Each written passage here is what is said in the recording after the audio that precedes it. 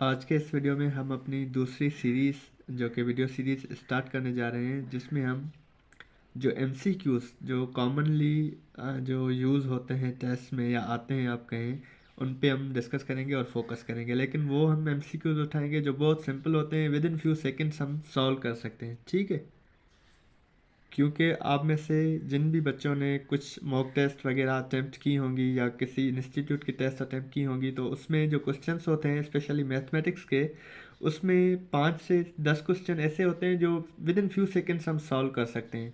बाकी कुछ उसमें क्वेश्चन फिर ऐसे होते हैं जो टाइम टेकिंग होते हैं, और कुछ मॉडरेट जो बीच में मतलब थोड़े बहुत टाइम में जो गिवन टाइम हो असाइन उसमें कर सकते हैं। ठीक ठीक है।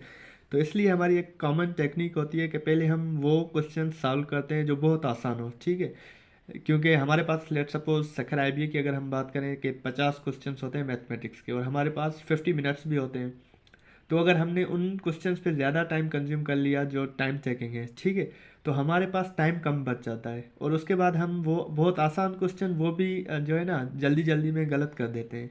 तो इसलिए कॉमन प्रैक्टिस ये होती है कि पहले पहले आप आसान क्वेश्चन कर लें।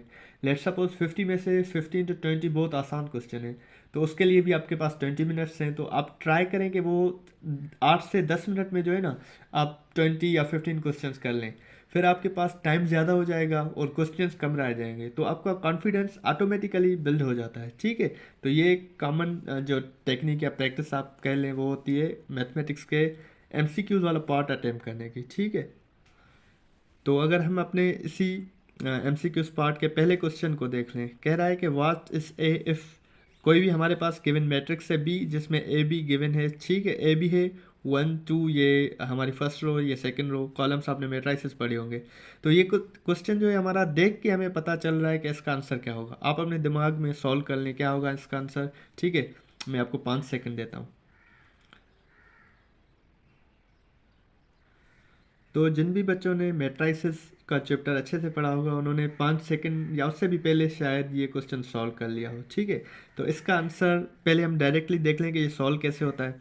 सिंपली मैट्राइसिस में हम डायगोनली मल्टीप्लाई करते हैं। 1 into ए हो जाएगा, यहाँ पे हम लेट सपोज ए लिख लिया हमने, फिर बीच में माइनस की साइन आती है। 4 × 2 8 इज इक्वल टू, आप जीरो कर लें डायगोनली जैसे मैट्राइसिस सॉल्व करते हैं, तो a - h is equal to zero, then a is equal to 8 हो जाएगा। ठीक है, तो सिंपली हमारा आंसर जो है वो सी हो जाएगा। ठीक है, कितना आसान क्वेश्चन था देखो। विद इन फ्यू सेकेंड्स ऐसे क्वेश्चन आप सॉल्व करके आगे टेस्ट को जो है ना बढ़ा सकते हैं। दूसरा, आपने अक्सर बच्चों को ये जो है डिस्कस करते सुना होगा कि वर्ड प्रॉब्लम्स बहुत आते हैं। वर्ड प्रॉब्लम्स, तो वर्ड प्रॉब्लम बहुत ही आसान होते हैं, सच एज मुश्किल नहीं होते अगर आपकी थोड़ी बहुत भी प्रैक्टिस हो इन चीज़ों की। ठीक है, तो हमारा ये सेकंड प्रॉब्लम है, इसमें क्या बोल रहा है कि if n represent N even number which expression represent N odd number. बहुत ही आसान क्वेश्चन है। हमने पिछले अपना जो लेक्चर था अलजेब्रिक एक्सप्रेशन, आपने अगर वीडियोस नहीं देखी तो वो चेक कर लें, हमने ये सारी चीज़ें पढ़ी हुई हैं। ठीक है ना, बहुत ही आसान है। अब फिर मैं आपको 5 सेकंड देता हूँ, आप सोच के बताएंगे कौन सी एक्सप्रेशन जो होगी वो ऑड होगी, ऑड नंबर होगा। ठीक है,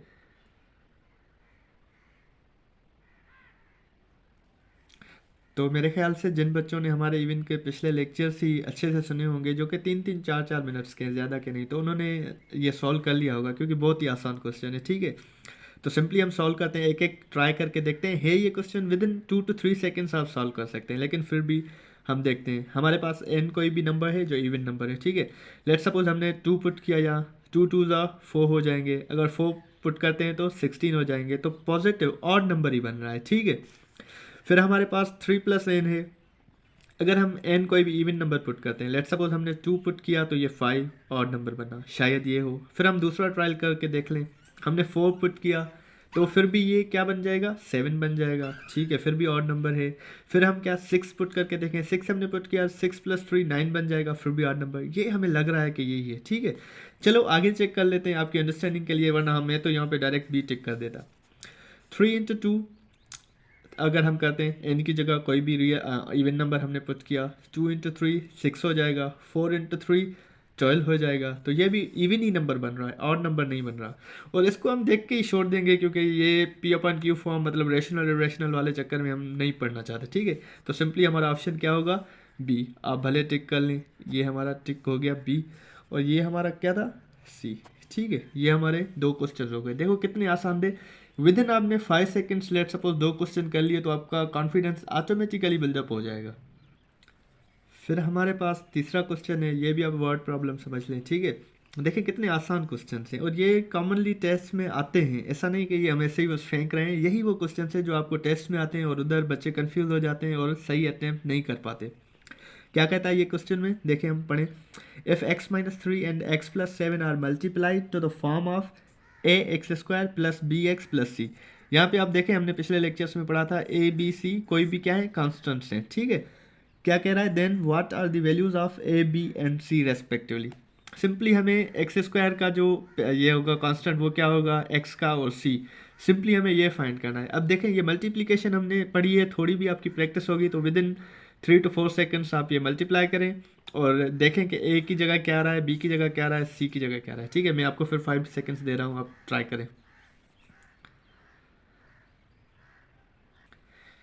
आई होप कि जिन बच्चों ने हमारे पिछले लेक्चर्स देखे होंगे वो सॉल्व कर गए होंगे, लेकिन हम फिर भी यहाँ पे सॉल्व करते हैं, ठीक है।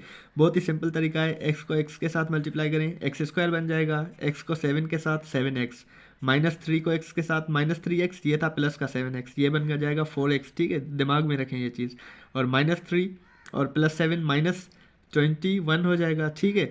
तो एक्स स्क्वायर का हमारा जो कांस्टेंट है वो 1 आ गया, -3x हमने किया और ये 7x प्लस का किया तो ये प्लस का 4x बन जाएगा और -21। तो यहाँ पे आंसर चेक करें 1 4 21। देखिए यहाँ पे मिस्टेक बच्चे करते हैं कि 21, हाँ 21 है, 7 3 और 21 ये टिक कर दिया, नहीं यहाँ पे हमारा -21 आ रहा है। तो हमें और ऑप्शंस चेक करने चाहिए कि है या नहीं है। 1 10 21 ये तो सीधा सीधा गलत हो जाएगा। 1 4 -21, 1 -10 -21। हमें ये हमारा जो आंसर था हमने चेक किया था, यहाँ पे 4x पॉजिटिव आ रहा था, 4 पॉजिटिव है बी की वैल्यू और सी की -21, तो हम सीधा सीधा सी को टिक कर लेंगे, ठीक है। तो हमारे देखो 3 क्वेश्चन हो गए, कितने आसान है। अब हमारे पास चौथा क्वेश्चन है इस वीडियो का। इसमें हमें क्या बोल रहा है कि if a and b are odd integers, ठीक है, which expression must always be equal to an odd integer. हमारे पास दो कोई भी वैल्यूज हैं, लेट सपोज ऑड इंटीजर्स हैं, ठीक है। तो कौन सी ऐसी एक्सप्रेशन है जो हमेशा हमें जो होगी मल्टीप्लिकेशन के बाद, लेट सपोज या एडिशन है सब्ट्रैक्शन है, कोई भी ऑपरेशन करने के बाद हमें क्या ऑड इंटीजर देगी, ठीक है। चेक करते हैं हम सीधा सीधा, चले फिर आपको 5 सेकंड देता हूँ, आप ट्राई करें।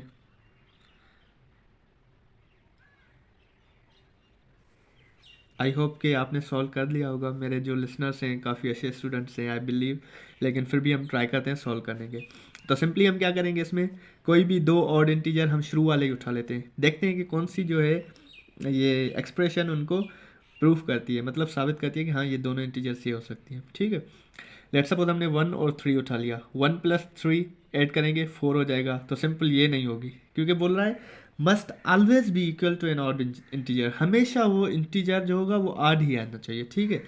ठीक है, 1 और 3 करके देखें, यहाँ पे 1 - 3 करेंगे, बी की जगह बी का वैल्यू हमने 3 उठाया है, यहाँ पे भी वो पुट किया तो ये हो जाएगा -2 भी क्या हो गया, ठीक है, ये भी नहीं हुआ।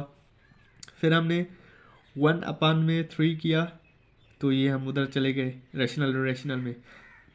उसके बाद हमारे पास a × b है, 1 × 3 हमने किया 3 आ गया, हाँ ये हमें लग रहा है कि सही है, ठीक है। फिर दूसरा ट्रायल लेते हैं, कोई और दूसरा इंटीजर 3 के साथ 5 लेते हैं, 3 5 और 15, फिर भी ये भी हमारा जो है ऑड आ रहा है। इसके बाद हम 7 और 3 करके देखें, 7 3 और 21, तो हमारा सिंपली जो ये आंसर है ये बिल्कुल करेक्ट है, ठीक है। देखिए हमने 4 problems with in few seconds solve कर लिए, ठीक है। अगर आप उसी तरह करना चाहें, थोड़ी बहुत आप प्रैक्टिस करें तो ये बहुत आसान है। और म्यूट और क्वेस्ट की समझो आपने मोर और लेस 24% जो है टेस्ट आपने सॉल्व कर दी, क्योंकि आई गेस 24 और 25 क्वेश्चंस होते हैं, ठीक है। तो इसी तरह बहुत ही आसान क्वेश्चंस होते हैं, सिर्फ आपको क्या करना है, थोड़ा बहुत कंसंट्रेशन के साथ मेहनत और प्रैक्टिस करनी है। नेक्स्ट वीडियो जब तक आए तब तक के लिए अल्लाह हाफिज़।